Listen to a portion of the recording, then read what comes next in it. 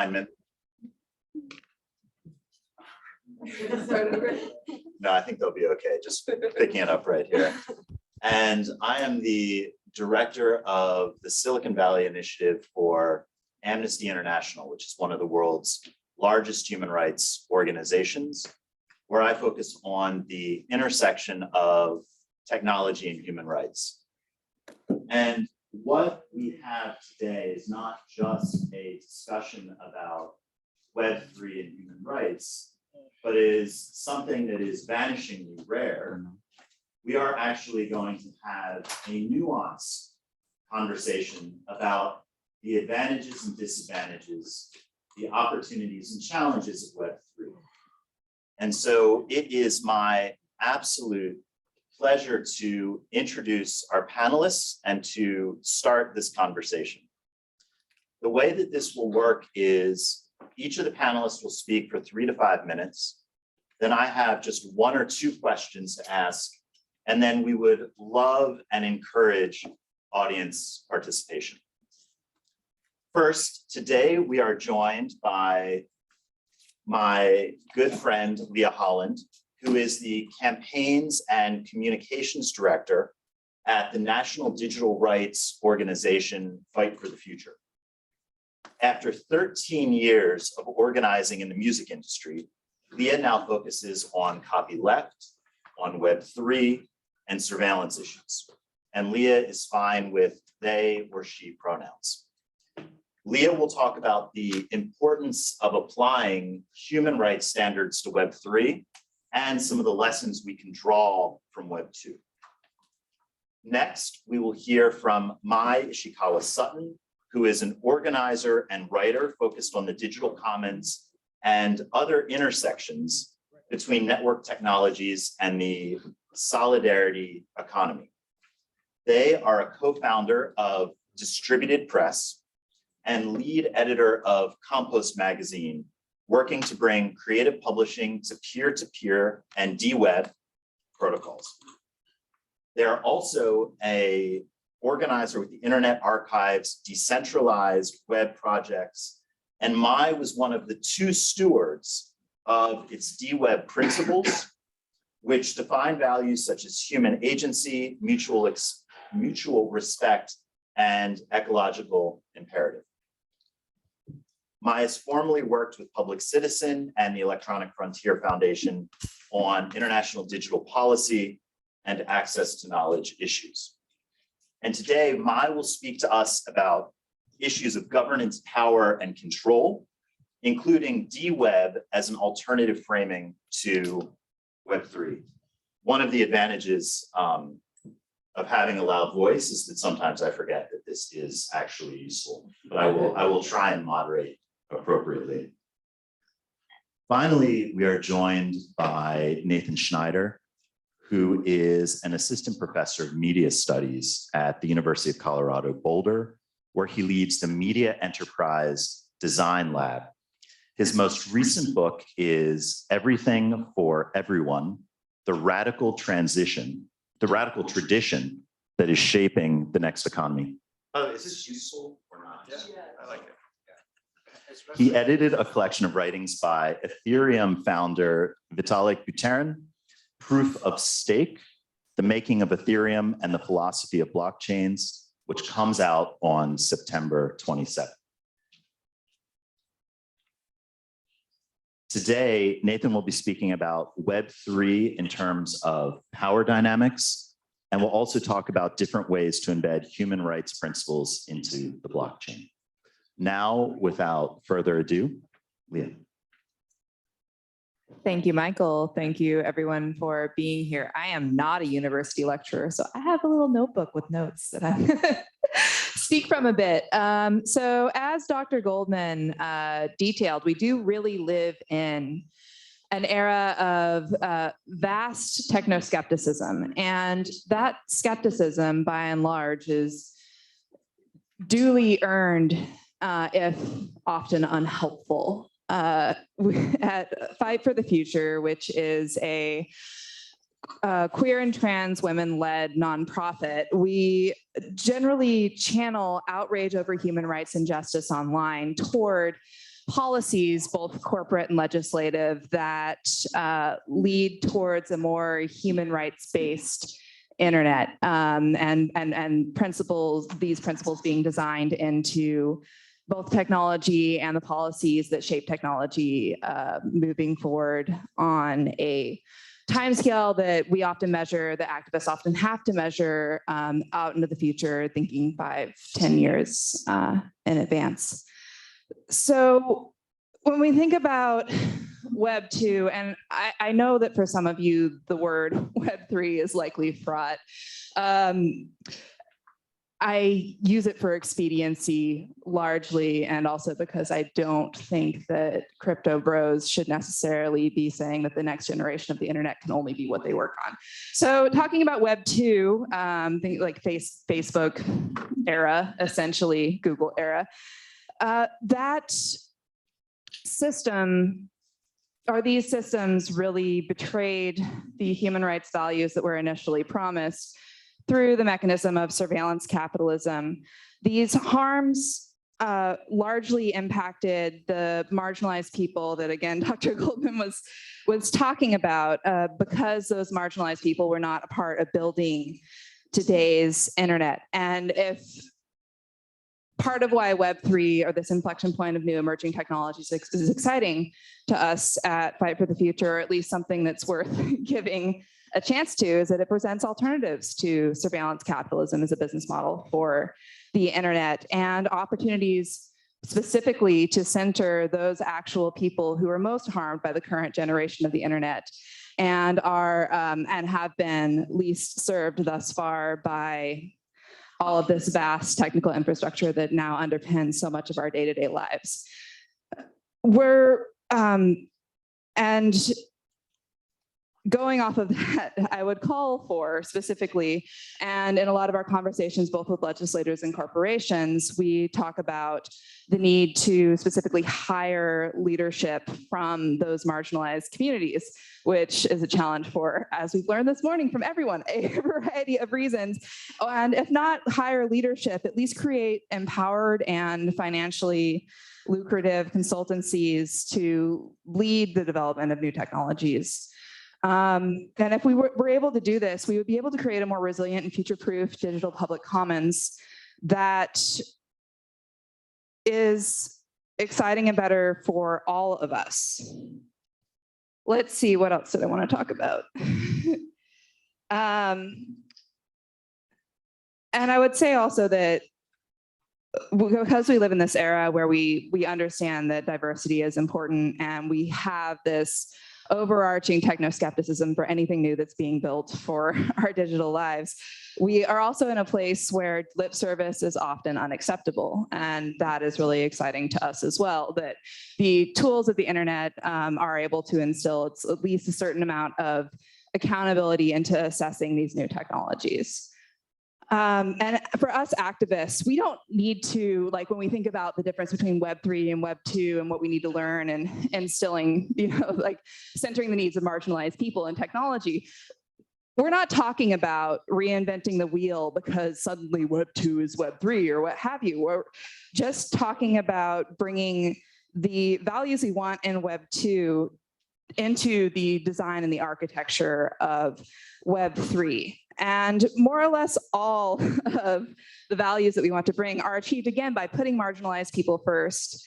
And this would lead to, essentially a renaissance of user rights, including privacy and anonymity, whether that is coming from currency or data sovereignty. That would lead to greater user control, data portability, greater ability to moderate.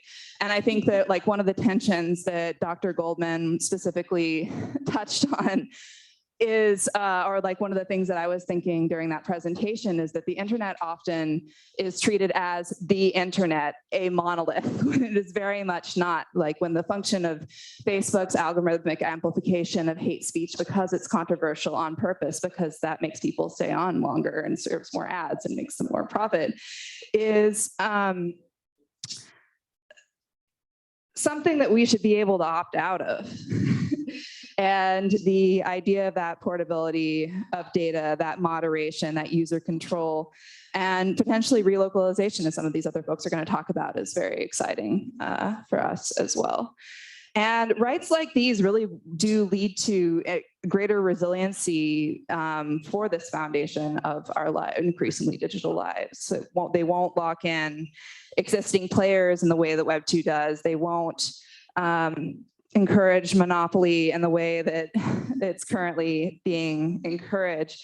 And they also will, potentially could do less to chill justice, free expression, and civil liberties online. And so I'll just say, really quick that techno-skepticism is definitely a challenge for us to do better, because the specters of the harms of Web 2 won't just fade into history, at least not until like a foundation for all of a better foundation, a just foundation for all of our digital lives comes to be.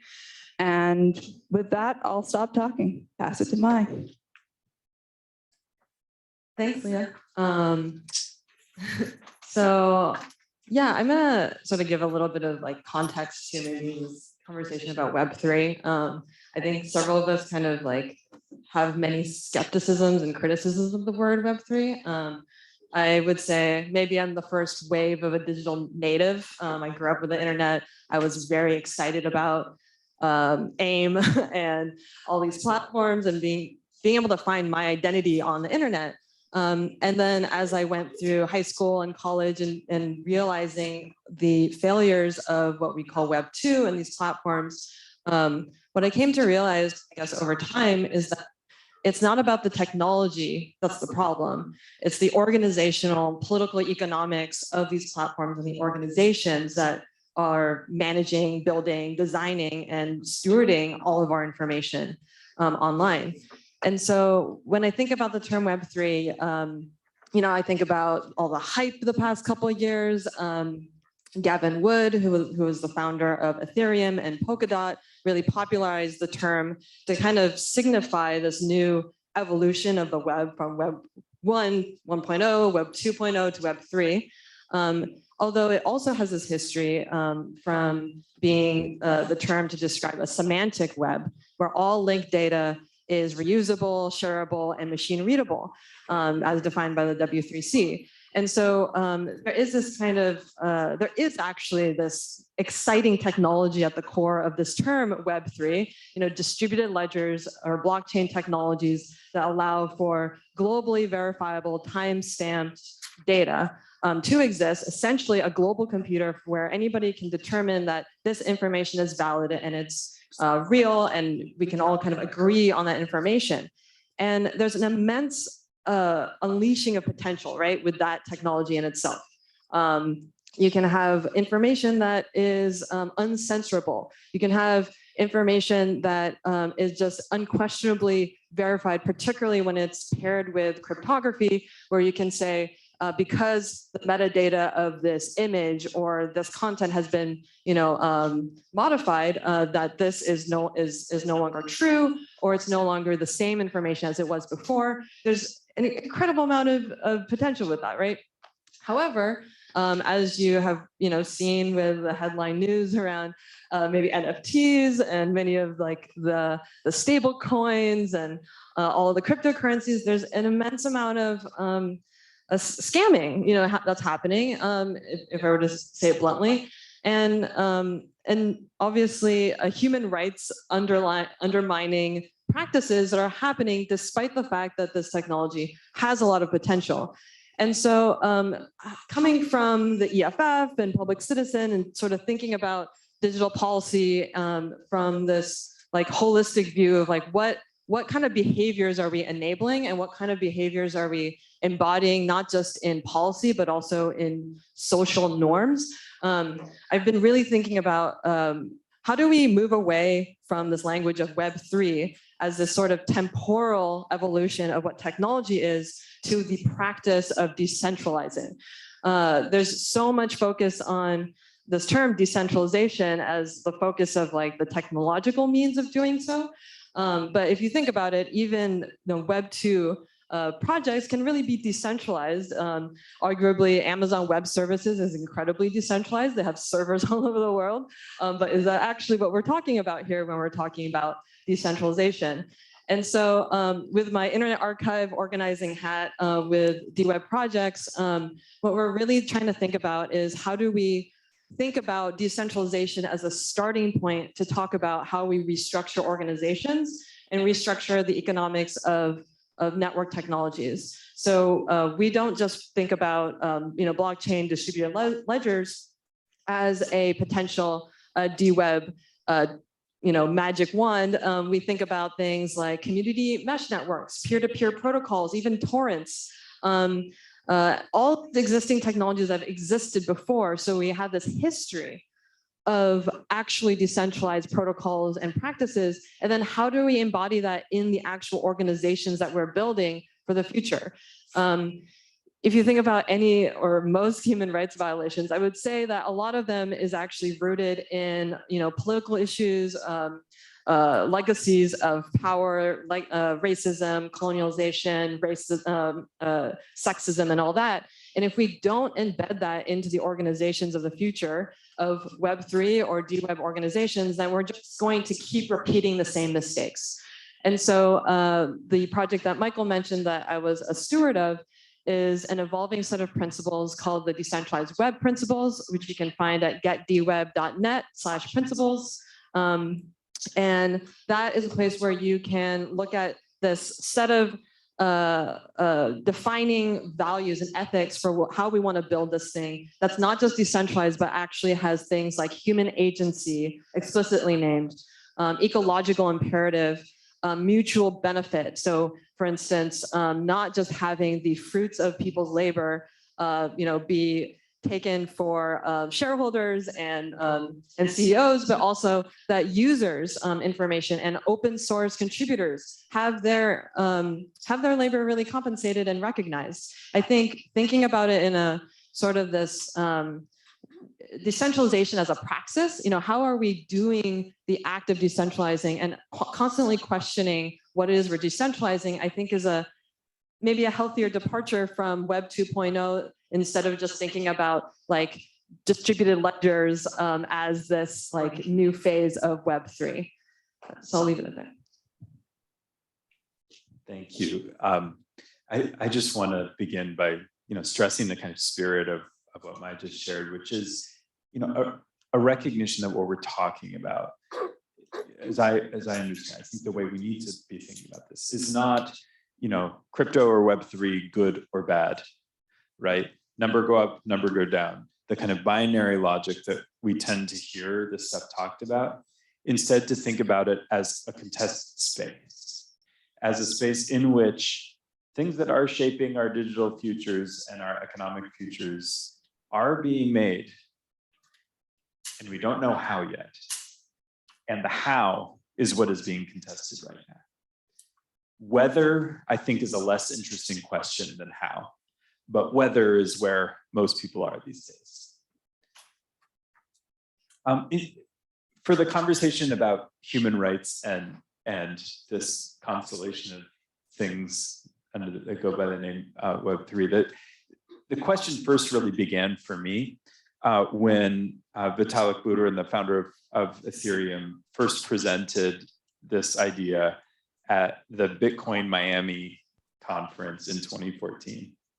And he gave a short talk and listed all of these great things that Ethereum would enable, like decentralized Dropbox and weird gambling apps and peer-to-peer chat and all the stuff that's somewhat been accomplished in all the years since. And then he ends with a mic drop where he says, or Skynet. And you remember what Skynet is? In the Terminator movies, the AI that turns on its human creators and tries to exterminate the human race, right? He recognizes there that this technology presents some dangers to humanity, and I think that is a in some respects an overstatement, and in some respects an understatement.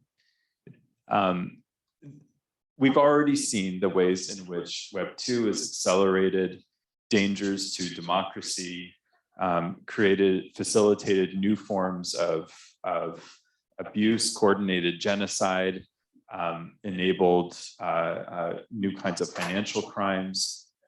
Now we're taking the internet and attaching money to its basic substrates.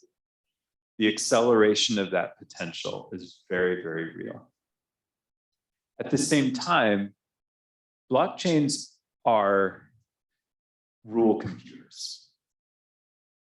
They enable the encoding and enforcement of rules as their basic function. And so the question that we should be asking ourselves is, what kinds of rules, even what kinds of rights, do we want to encode in these things?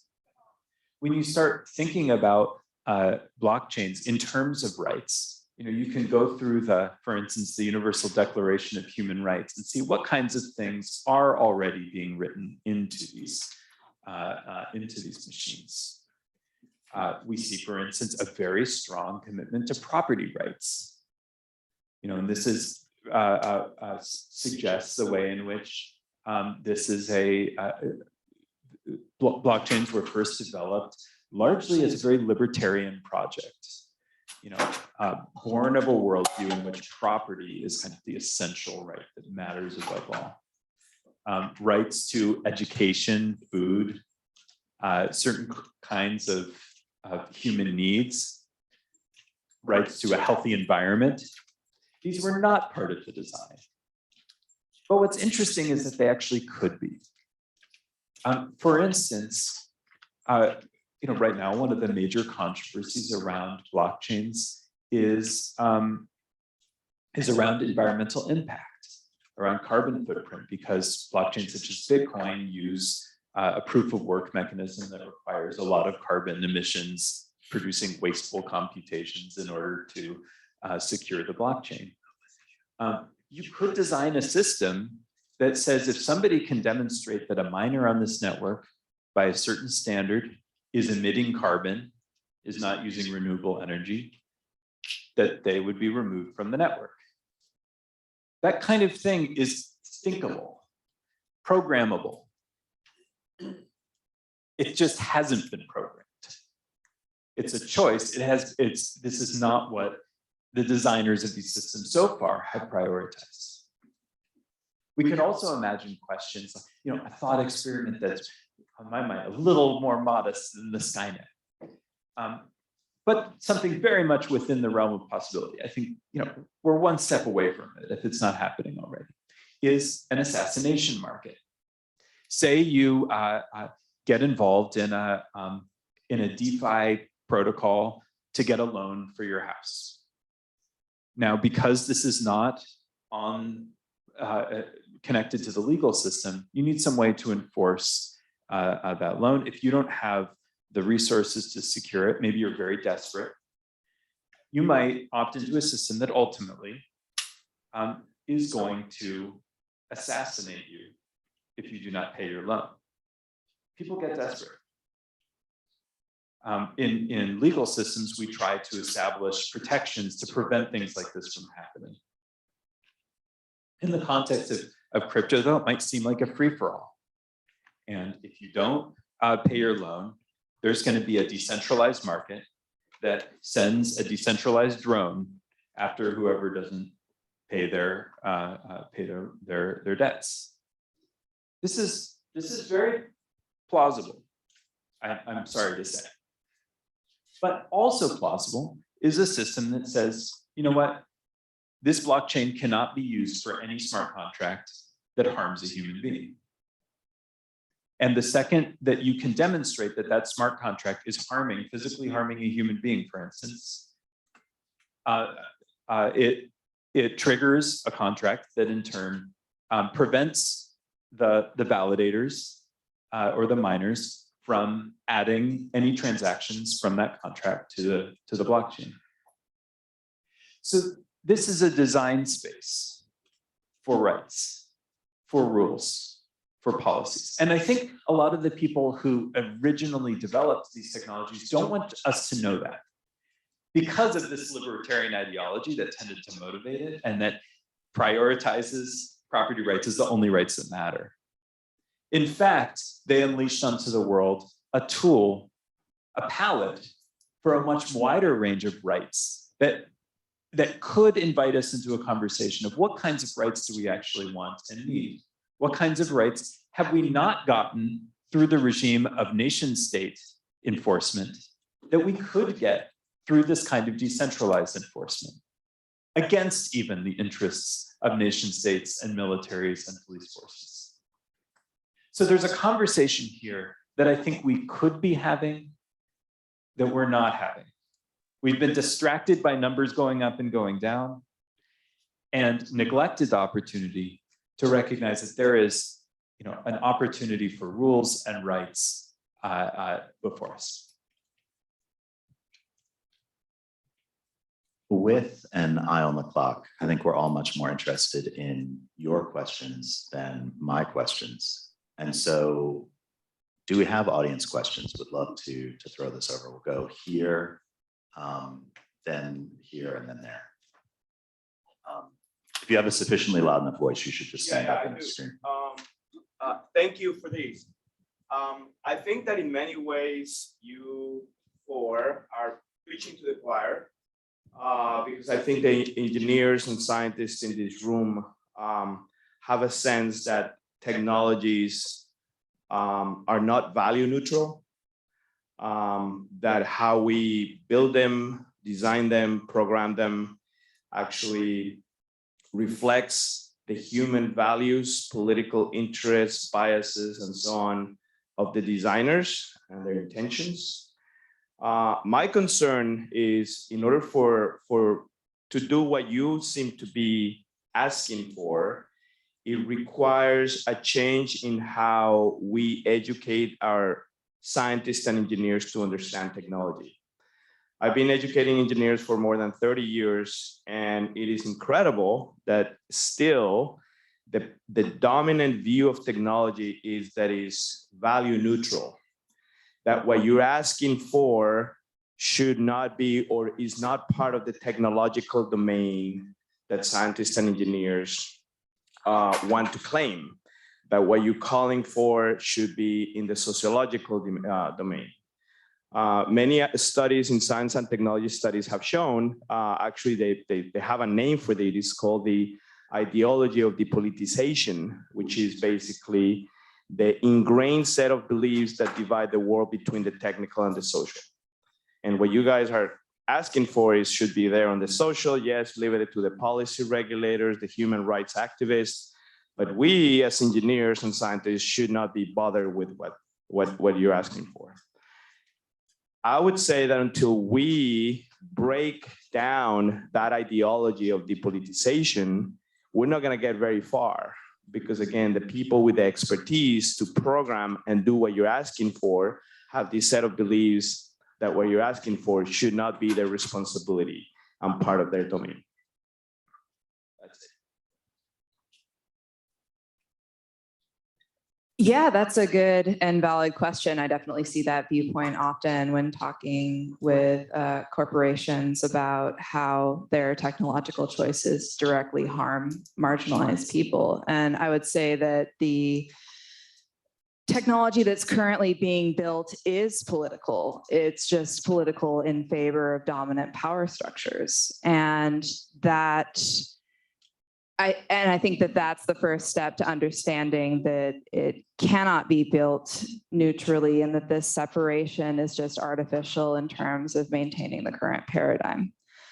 And I think, and my work, obviously like working for a queer-led, or being queer, working for a queer-led organization, we are often pointing to the sense of the internet as a incredibly empowering and important place for queer youth with unsupportive parents, for access to banned books that are banned in some communities, for all of these wonderful benefits, but at the same time as a place where hate is amplified for algorithmically amplified for profit, and that those choices are not neutral, either the choice to provide access to that information or conversely, the choice to amplify hate. So I think that argument is convenient ignorance at best. The technology that's currently being built is neutral.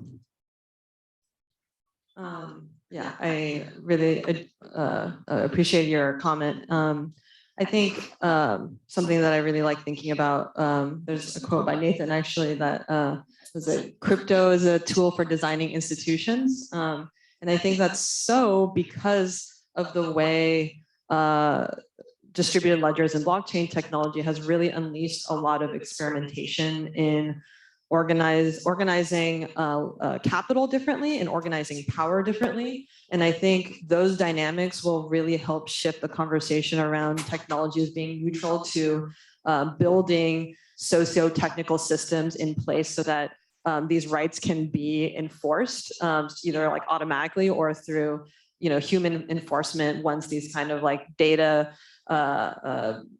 I guess trigger points can be reached, and you for instance say, oh, maybe this company is emitting this much data or this much carbon, then what do we do about that? That enforcement is always human. And I think the more that we kind of realize that the human element to technology is very embedded in not just in the technology, but then the enforcement around it. I think, if you think about Facebook and any of these big platforms, the kind of the worst parts of it is the fact that these companies are being either forced to or through profit motivation or doing things that are harming minority interests in many places, right? And so I think this conversation at least hopefully is maturing. And I believe and I hope that this whole space around blockchain enabled tools is actually centering that conversation about like who is making the decisions, how are we embedding enforcement into these systems, and what does that mean for how we approach the very basis by which we are creating these protocols?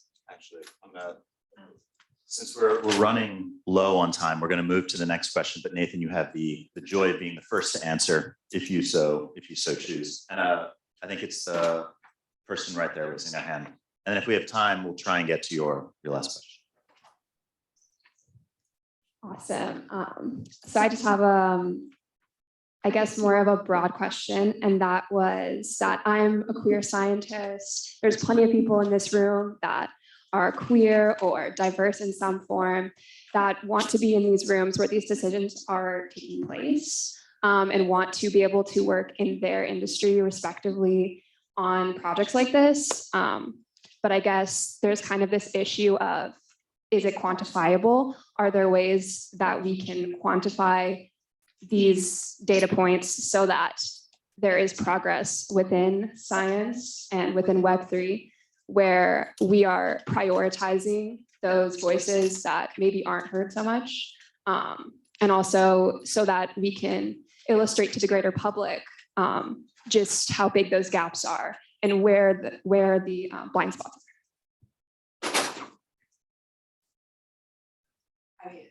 It's a question about data.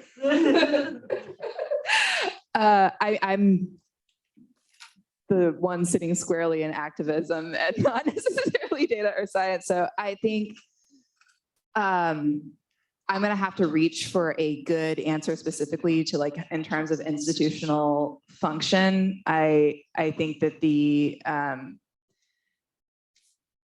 proof of that or the change of that, or at least like what I can use as an activist, what I need to see more of from you all is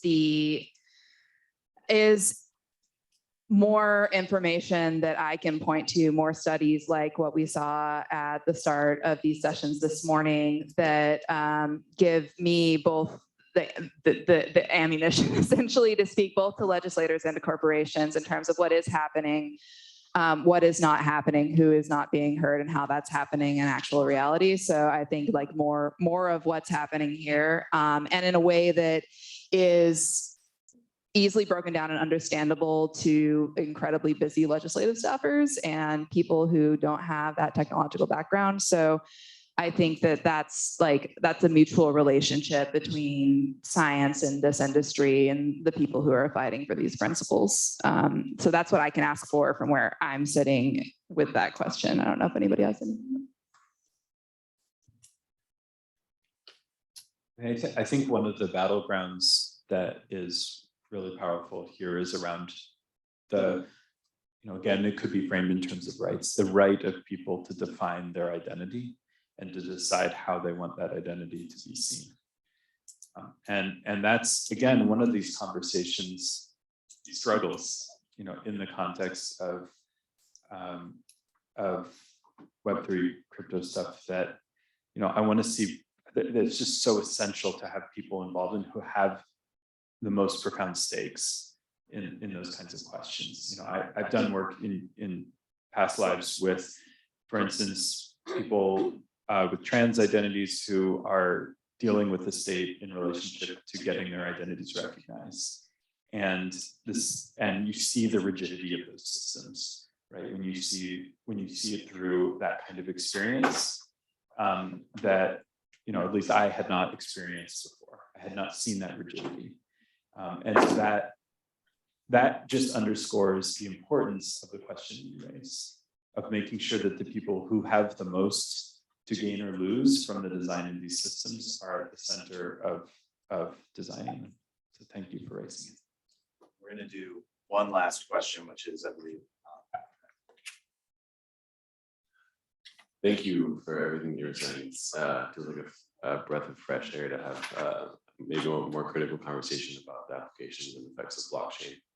I think we're learning that a lot of the issues that resulted from Web 2 were the result of, I guess, maybe a lack of regulation as social media and big tech companies were developing some of these technologies that, as you mentioned, ended up inadvertently creating incentive structures that can degrade democracy and be weaponized. So I was interested in what are some steps that are being taken or that should be taken to avoid the same mistakes as these emerging blockchain technologies and Web3 technologies are being developed, to introduce some more democratic decision making as they're being created. How about we each, I don't want to make Bethlehem's life any more difficult, so how about we each just respond for 1 minute, and I think we're out of time.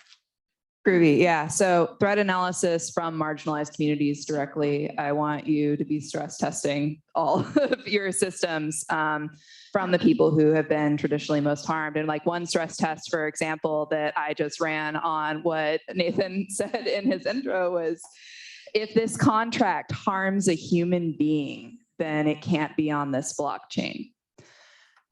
Some would say that abortion harms a human being and thus no donations to Planned Parenthood could be processed on that blockchain, for example. So I think that it is incredibly hairy, even with the best intentions, to do this thing right, especially when it comes to marginalized communities and the creep of the issues that marginalized communities face, quite frankly, into the daily lives of less marginalized people.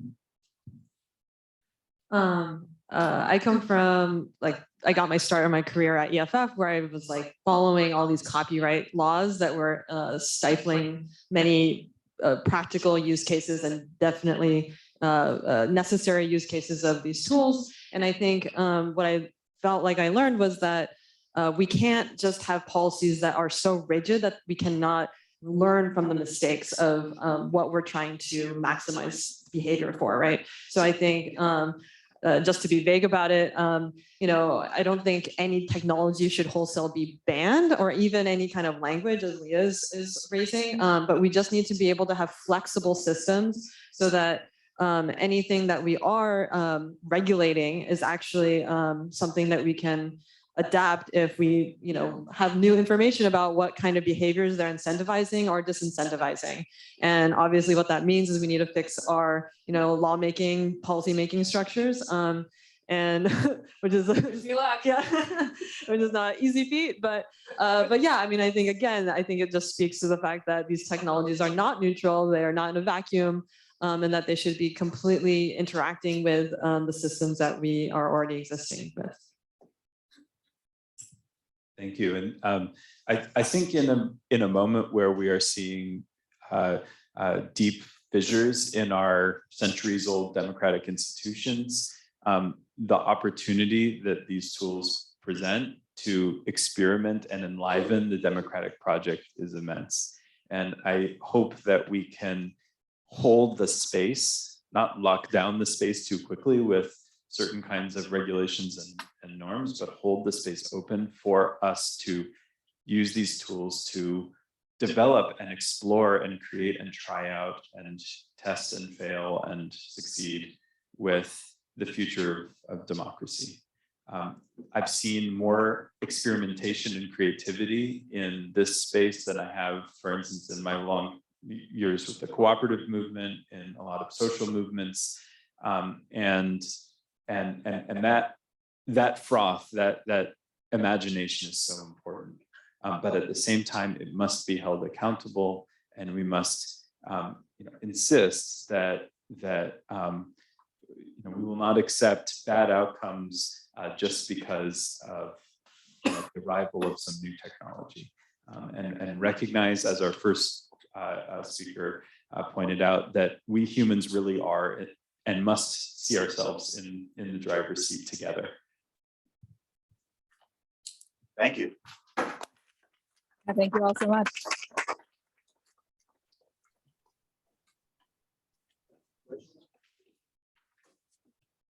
Thank you for.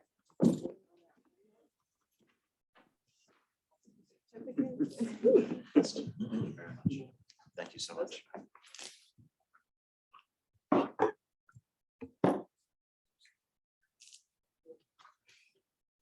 It's okay, that happens all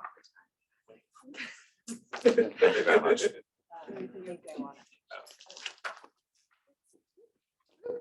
the time.